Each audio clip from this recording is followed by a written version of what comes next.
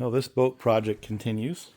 We pretty much stripped the entire interior and going to rebuild things. Got the windshields and all that off. The entire floor is ripped up.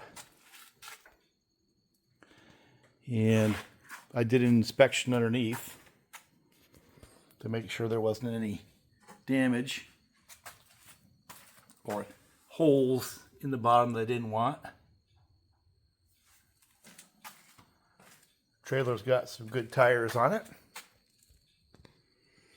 And yesterday's project was re-riveting the stringers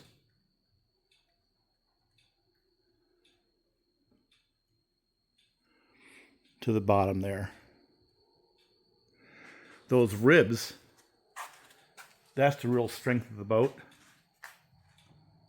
The stringers really help. But so I had to take a bottle jack and straighten them out. And then once they were out to their original position, because the whole middle section had popped, put the rivets in. And the foam, I'm leaving it in because it's dry as a bone. It was not saturated. This is not a boat that sat in the water. So the foam's fine.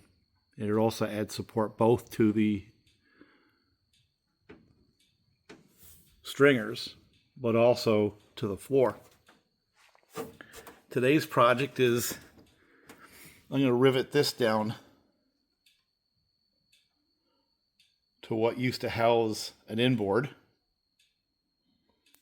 But what I have to do is first bolt it to the transom, put through bolts and squeeze it back.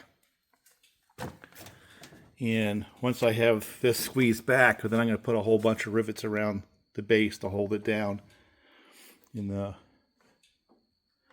that'll be today's project. And then the next is I'm going to put a piece of 2x6 all the way across.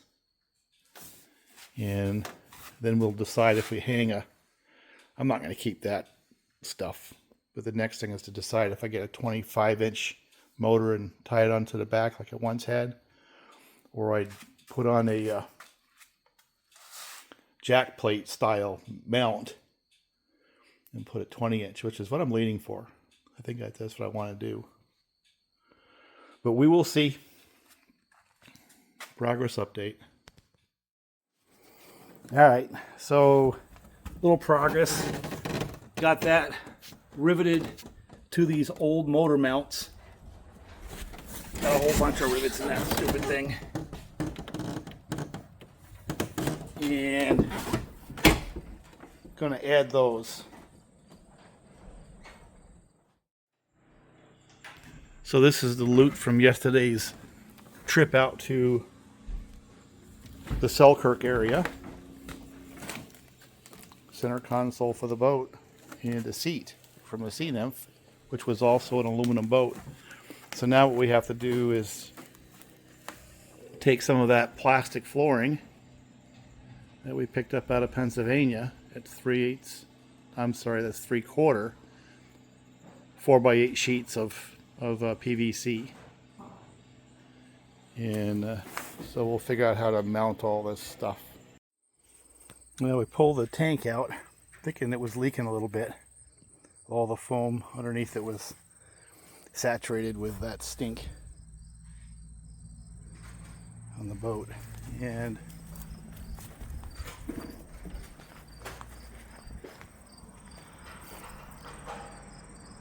bought some old road signs for aluminum, and we're going to set them down on the floor and rivet those to the stringers. And it'll not only keep the stringers more supported, but it'll also give us something to tie to with the flooring.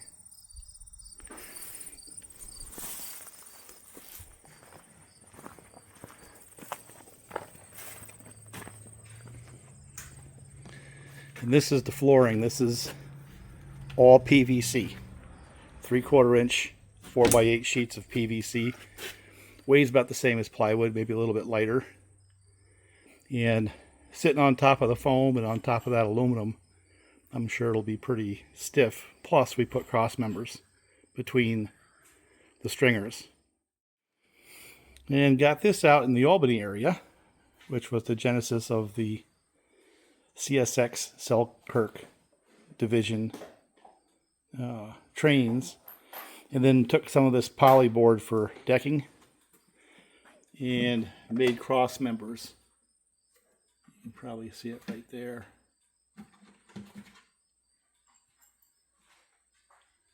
And now we're going to set the aluminum plates down. And I'll pull that up and make it butt the end of this one. And then we'll have one more to peel up, one more board to peel up before we start putting down the poly. And I'll start by putting the poly in here first. And that's where the tank's at. Yep. And then we can start putting in the flooring once I get those in. And on the transom, stainless steel hardware. These are screws. Kind of squeeze that up together. And then through bolts. All these, 4 aside. And then up there, you know, the 1/4-20 stainless steel. And of course this is a 2x6. Now what's going to end up happening is that's where a 20-inch motor would have to be. We're not going to cut it that far. Going to cut it to about here. Just a V like this. Because we got to set a 25-inch shaft motor on this thing, I think. You know, got to make it where the motor matches up with the cable that'll come out the side. And since I want to keep the transom high, if we had put the plate on like we were originally planning, there'd be no way for the steering to get down to it easily. So we're going to put the longer shaft motor on. So that's where the boat is right now. It's gaining.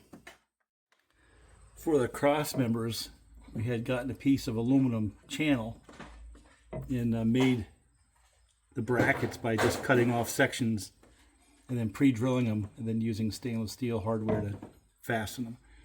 Those are aluminum rivets, then stainless steel hardware to go to the plastic. So should be pretty inert stuff.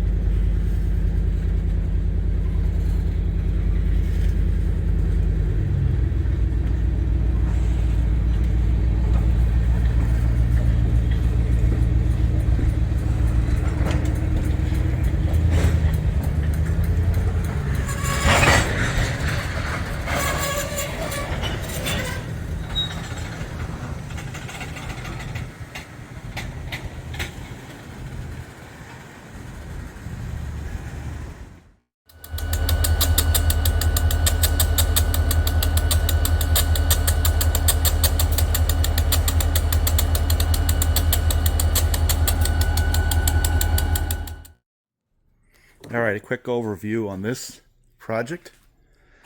This started out as a boat, got it at a boat junkyard effectively, and the floor was pretty rotted, so all the floor was ripped out, but we kept a lot of the curvature so we could use those for templates to cut the replacement.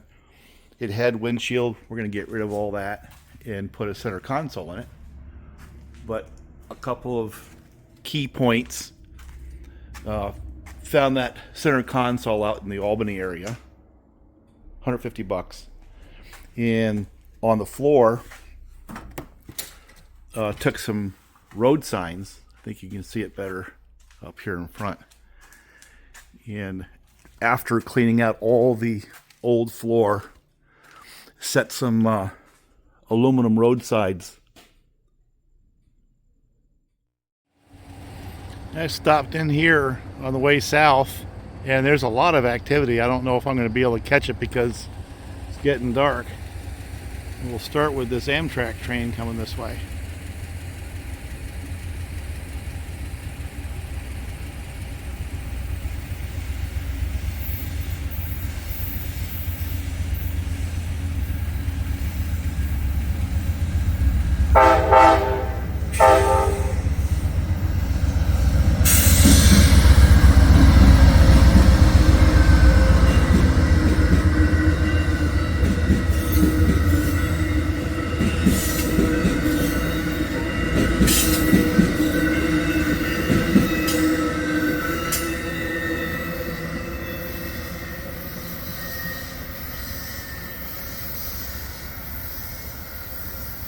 And there's two eastbound trains sitting down at, well, you can see them right there, CP 286. And I believe they're waiting for the Amtrak to come through. And then behind them is a large manifest. And I'm not sure what order they're going to come through. And more importantly, I don't know if I'm going to have enough light in order to capture them on video. So an update on this project. This is a 19-foot bluefin that basically the floor was rotted out. The transom was rotted out. So we pulled all the plywood out and are keeping the curvatures to use for templates for replacement pieces of flooring. And decided to turn it into a center console versus the windshields it had. Found that on Facebook Marketplace for $150 in Albany. Went out and got that. Got some road signs locally, and after tearing out all the plywood, riveted cross braces. You can see one in there to hold the stringers upright. We took some aluminum angle and used those for the mounting brackets. Used a piece of wood and a sledgehammer to pound it down in order to get the distance from the tops of the stringers to be pretty even all the way down, get the curvature out. So every couple of feet there's a cross brace now between the stringers, like that one right there. And then got some big road signs and riveted those to the stringers as well. You can see one right there.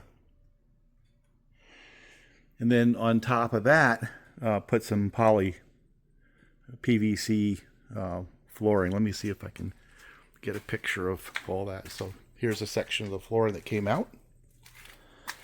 And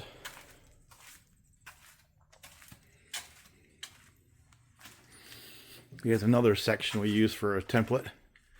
And there's road signs.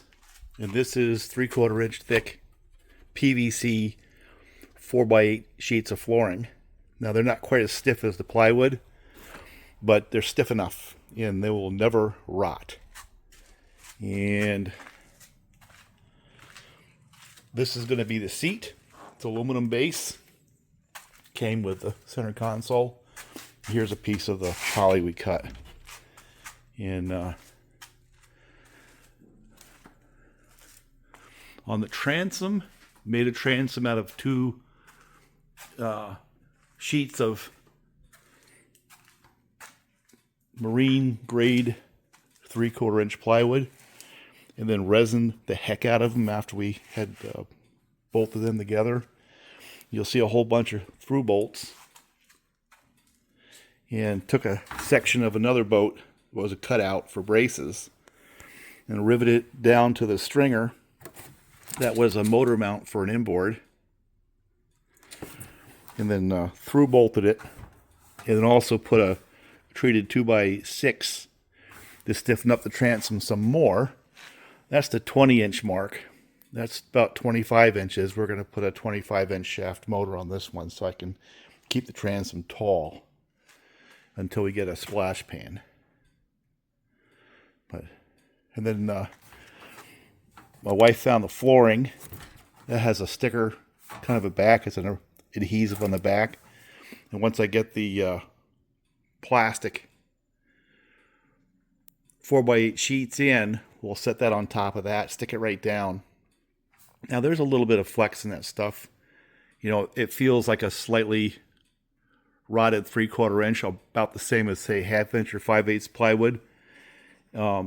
And I don't care. It's going to be stiff enough, number one, and it's not going to rot, number two. And the strength of the boat is partially shored up by the floor, but mainly done by the ribs and the stringers. So it's going to be good enough for what we want to do. And so that's the update of the project. Got some more cleaning out to do there. And then today I hope to get another board and possibly the last board in, and then start screwing them down. Yeah, we've used stainless steel on all the hardware and aluminum on all the rivets. So anyway, that's the state of the project so far.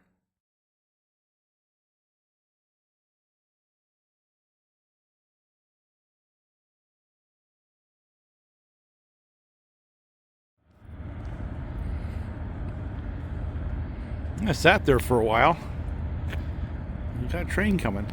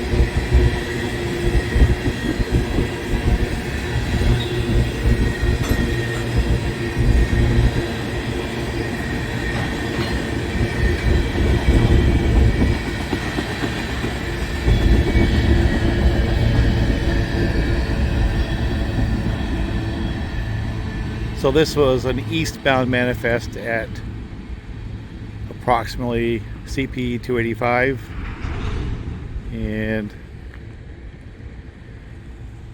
going through the DeWitt yard.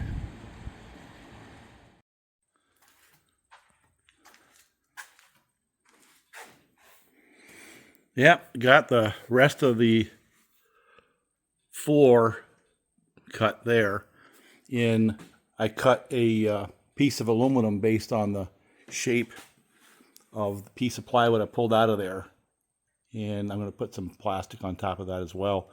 But underneath we're building braces, so there'll be a lot of support, extending the stringers and a couple of side-to-side braces in order to make it where a person can stand on that and not depend on the aluminum and the plastic to support them. So we're moving along, and decided on motor concepts. It's going to be a 25-inch. And now what I'm deciding is, do I go find a L4 Mercury from that period of time, or go much later model? And one of the things that I'm kicking around is getting a sheet of aluminum and building a splash pan. And the idea being that if I have the splash pan to the top of the 2x6 and then tied into the hull, the boat right there, that means I can add more horsepower because I'll have a stronger transom to work with. I mean, this is pretty rugged the way it is, but the way I had envisioned this, I was looking at like a 90 horse, maybe 100 horsepower tops. But if I get a splash pan where I can tie all this into the boat, that would allow me to pull, you know, maybe 120 horse, 150 horse, you know, class motor. So debating that right now. And part of the reason I'm going through that process is because it's really hard to find something in the 90 horsepower class with a long shaft, 25-inch shaft. And I've decided I don't want to do my original concept with a jack plate. I just simply don't want to do it for a bunch of reasons, including I want to use or retain the original steering with its cable. That it kind of limits where I can both put the center console and the motor, because I have to have enough length to accomplish both. And with the center console over a little bit, it takes a little bit away from the length. But I'm moving the center console back, so that mitigates it some. But if I did both the center console and have the motor back here, I would have to get a different steering mechanism. So anyway, and seasons are changing. I have to do some repair on this tractor. Got to put a radiator in. Got that redone up in Auburn, New York. They did a wonderful job as usual. So I'm going to get a radiator in that. And while I'm tearing it apart, I'm going to put a different turbo in there as well. And I think after this week, this week is going to be the last boat week. We'll continue on the build, but water time is not going to happen. We're going to have to get back to saws. I have to do some logging jobs. So I think the video channel will go back to just doing an occasional rail fan when I have time, where I'm going up to Syracuse. And then the other channel is going to come back to life as I get into, you know, well, how we earn money here. So I guess that's the update.